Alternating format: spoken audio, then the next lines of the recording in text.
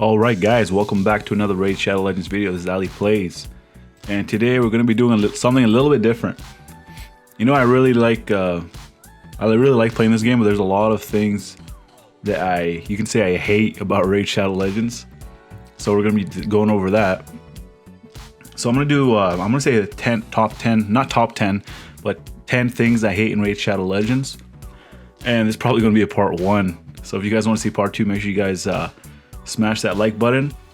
And we're not only going to be negative, we're going to try to be constructive. So we're going to try to come up with solutions instead of just being negative. So let's get started. You know what really grinds my gears? Void shards and sacred shards are way too overpriced. I don't know how much they value one sacred shard at $40. Let's go over here. So this is worth $1.99, right? Or if you're Canadian, it's $1.39. I don't know the conversion rate for other locations.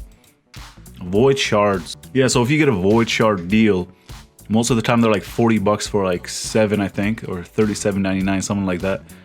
And if you get 14, for some reason it's like $139.99. I know they throw gems in there to try to inflate the price, gems, silver, things like that, to try to inflate the price. So void shards are way too overpriced. They shouldn't be that much better than ancient shards. I mean, the pull rates are exactly the same. They used to be worse. So we got 8% chance for ancient and a void, and the legendaries are 0.5% chance, which is the exact same thing.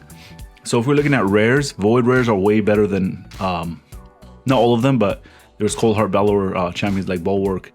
So they are much better than the ancient shard rare champions. Not much better because we have champions like Apothecary in the starter, like Aethel, characters like that. But that's the only thing that they had advantage on, is the rare champions. Epics, I don't think the epics are way better than the ancient shard, the pool. So I don't know why they value them so high.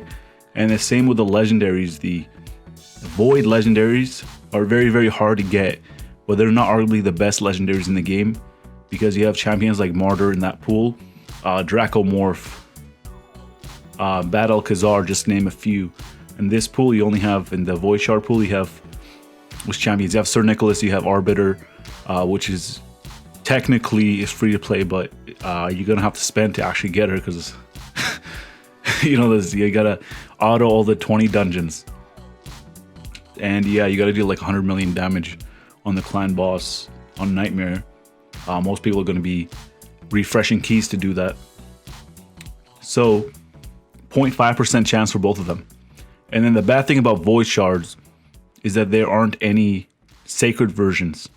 So the chance is always going to be 0.5% unless they double the rates. And then when they double that, that's only 1% chance, which is very, very bad. And then when they double that rate, you're going to be doubling the rates for the epics, which are arguably not as good as the ancient shard epics.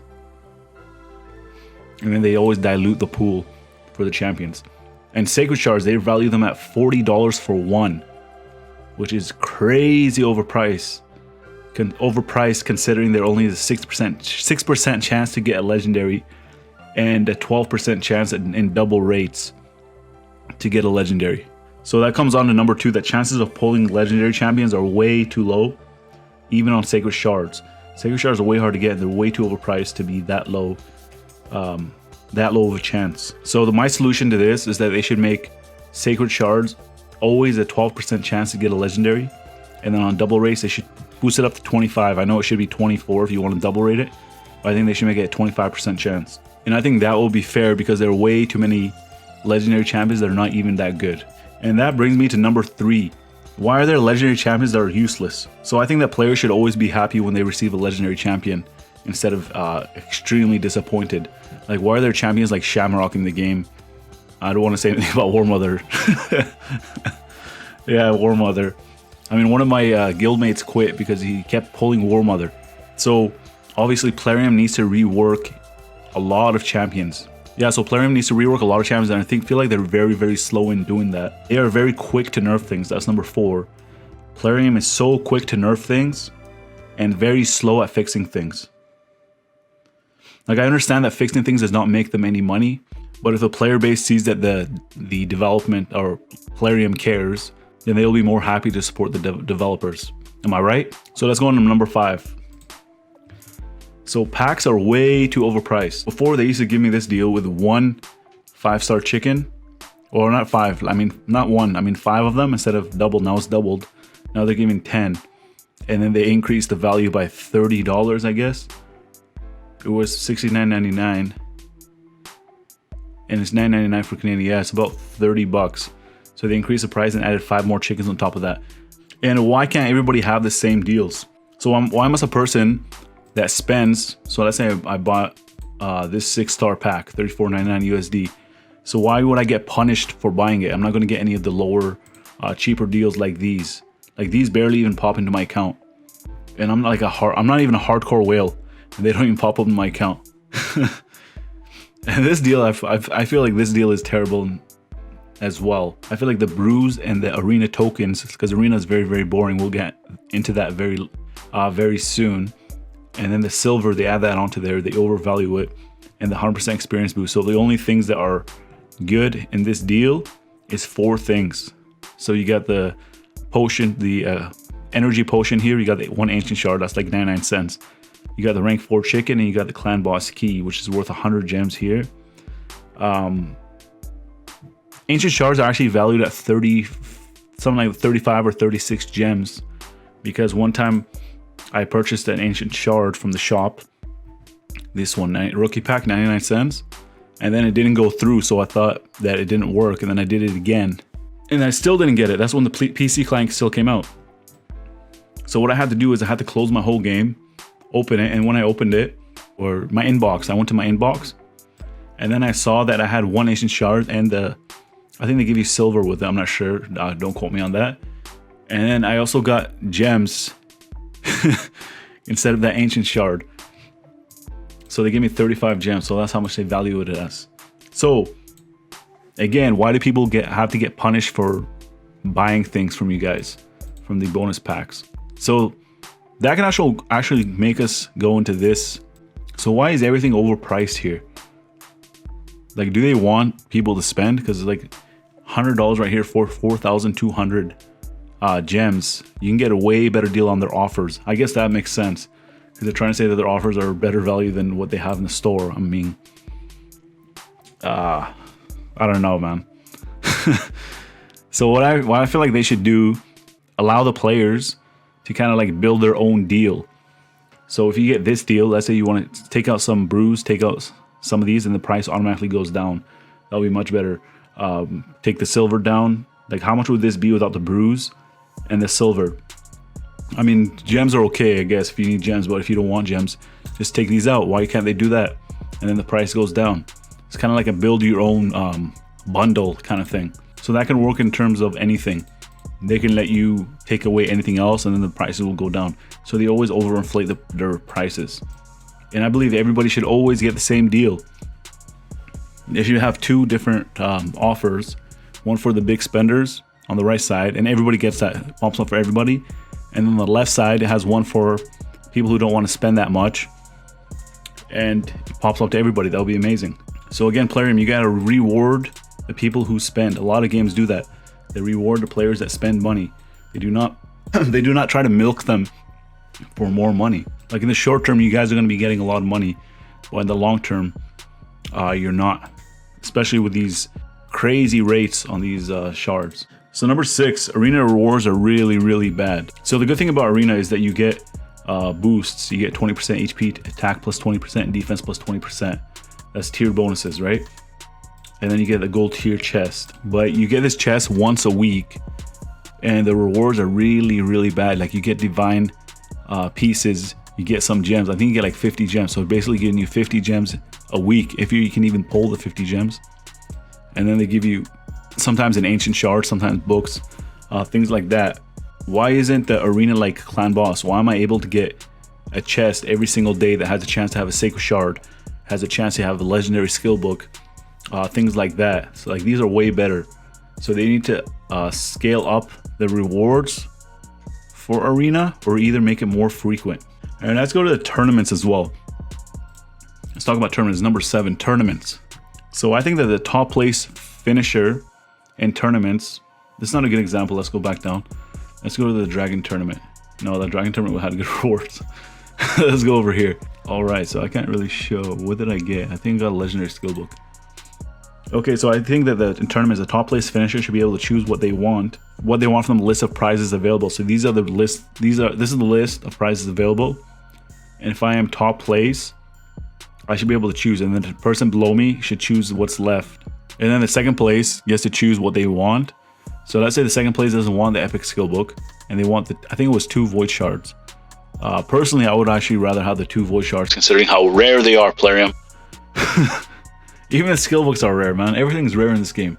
So why can't we be given the option? So if I'm first place and I want to be nice or something, let's say I was farming the whole time and then I didn't want the top reward, I want the bottom reward, number 2 reward, and then I have to halt my progress. Let's say I like farming dragon or like farming spider to get the pieces that I need, artifact pieces, and I don't want to take the top spot for somebody, I should be given the option of doing that. And I think options are very good for players, obviously. Before I mentioned that, let's move on to the tavern. Like I told Plarium that we should be able to, like these superior potions, I said that we should be able to take them back and vice versa. You know how we're able to craft higher tier ones? We should be able to decraft our potions. And then Plarium said, they don't see a point in doing that. Why don't you just go run?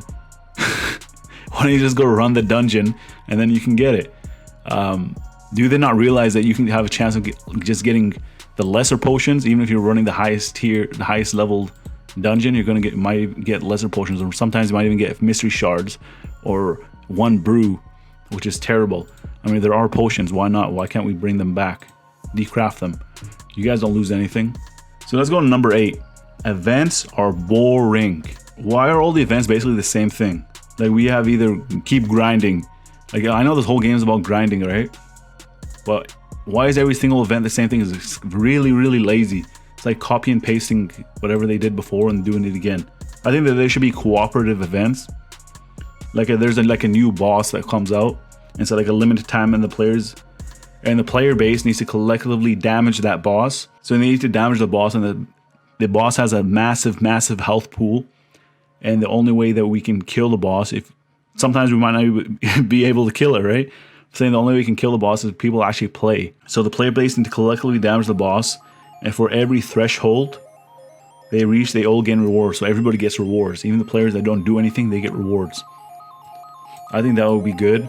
And then they should give individual rewards as well for players. If they want to make it like a tournament as well. So there should be individual rewards as well as cooperative rewards. So that would be really, really fun. Let me know down in the comment section. What do you guys think of that? That brings me to number 9.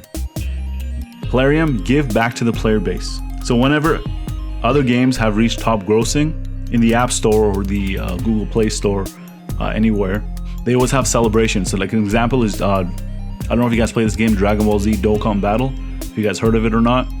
So in that game, they always have celebrations whenever they hit top grossing. So whenever they hit top grossing, they always reward their players. They give them 50 to 100 dragon stones, that's what they call them. So dragon stones is the equivalent, 1 dragon stone is equivalent to 1 ancient shard. So they're giving 50. Can you imagine that? And then they have guaranteed pulls at the end of it. So if you pull 9 and the 10th one, like the multis, right? 10th one's a guaranteed SSR is what they call it. So that can be like a guaranteed epic or legendary. I mean, that would be crazy if they do that in this game.